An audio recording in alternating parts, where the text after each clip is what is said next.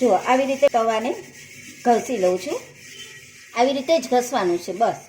Hello everyone, આજે આપણે 2 મિનિટમાં લોખંડના તવાને કેવી રીતે સાફ કરવું એ વિડીયો લઈને આવી છું.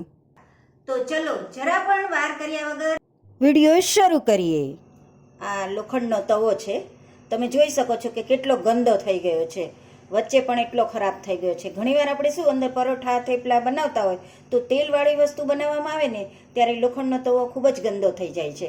આપણે ડેઈલી એને સાફ તો કરતા જ હોઈએ છીએ, પણ ઘણીવાર શું કે કોઈ વાર આપણે વધારે વસ્તુ બનાવી હોય તો તવો આપણો ખરાબ થઈ જાય. હવે આ તવાને આપણે ફક્ત 2 થી 3 મિનિટમાં કેવી રીતે સાફ કરવો ને એ આજે હું તમને બતાવવાની છું. તો ચલો આપણે જરા પણ વાર કર્યા વગર વિડીયો શરૂ કરીએ. 1 ચમચી મીઠું લઈશું. મીઠું છે ને એ મેલને કાપવાનું કામ કરે છે, સાથે જો લોખંડના તવામાં ચિકાસ હોય એને પણ એ સરસથી સાફ કરી દે છે. તો આપણે આ મીઠાને તવા ઉપર રાખી દઈશું. આવી રીતે તમારે રાખી દેવાનું છે.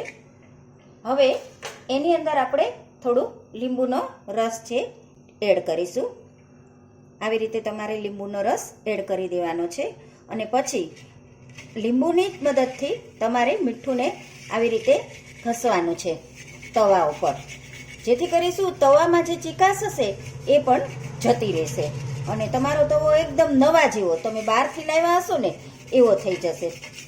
જો તમે જોઈ શકો છો કે એકદમ સરસ રીતે લીંબુથી ચિકાસ જતી રહે છે. આવી રીતે તમારે ઘસવાનું છે બસ, બીજું કશું જ કરવાનું નથી. આવી રીતે મેં તવાને ઘસી લીધો છે. હવે આપણે અંદર થોડું લિક્વિડ ઉમેરીશું અને થોડું 2 ચમચી જેટલું પાણી પણ એડ કરીશું સાથે. હવે એડ કરીશ હું લિક્વિડ. કોઈ પણ લિક્વિડ તમે લઈ શકો છો. હવે 1 ચમચી જેટલું આપણે પાણીને એડ કરીશું. હવે તમારે આવું સ્ટીલનું સ્ક્રબર લેવાનું છે. એ ન હોય તો તમારી પાસે સ્કોચ બ્રાઇટ હોય ને એ પણ તમે લઈ શકો છો. જો તમારો તવો વધારે ગંદો હોય ને તો તમે આવું સ્ટીલનું સ્ક્રબરથી લઈ શકો છો, કે કારણ કે એનાથી તવો એકદમ સાફ થઈ જશે. હવે આપણે તવાને ઘસી લઈશું. બસ આવી રીતે તમારે ઘસી લેવાનું છે. ઘણીવાર શું છે કે આપણા તવામાં કાટ લાગી જાય છે. જો એ કાટ લાગી જાય ને એનું કારણ પણ હું તમને અહીં બતાવું છું કે કાટ ન લાગવો જોઈએ તવામાં. એ માટે તમારે શું કરવાનું, જ્યારે પણ તમે તવો ઉટકી લો ને પછી તમારે એને એકદમ સરસ રીતે લૂઈ નાખવાનો છે અને પછી થોડીક વાર ગેસ ઉપર ગરમ કરી દેવાનો છે બસ. અને પછી એ તવાને તમે જો રાખી દઈશું ને તો એ લોખંડનો તવા તમારો એકદમ નોનસ્ટિક તવા જેવું કામ કરશે. જો આવી રીતે મેં તવાને ઘસી લઉં છું. આવી રીતે જ ઘસવાનું છે બસ.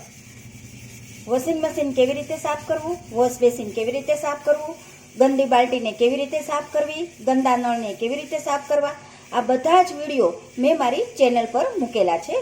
બધાની લિંક હું ડિસ્ક્રિપ્શન બોક્સમાં આપી દઈશ, તમે ચેક કરી લેજો. જુઓ તમે જોઈ શકો છો કે તવો કેટલો ફટાફટ સાફ થઈ ગયો. જરા પણ ગંદો લાગે છે તમને?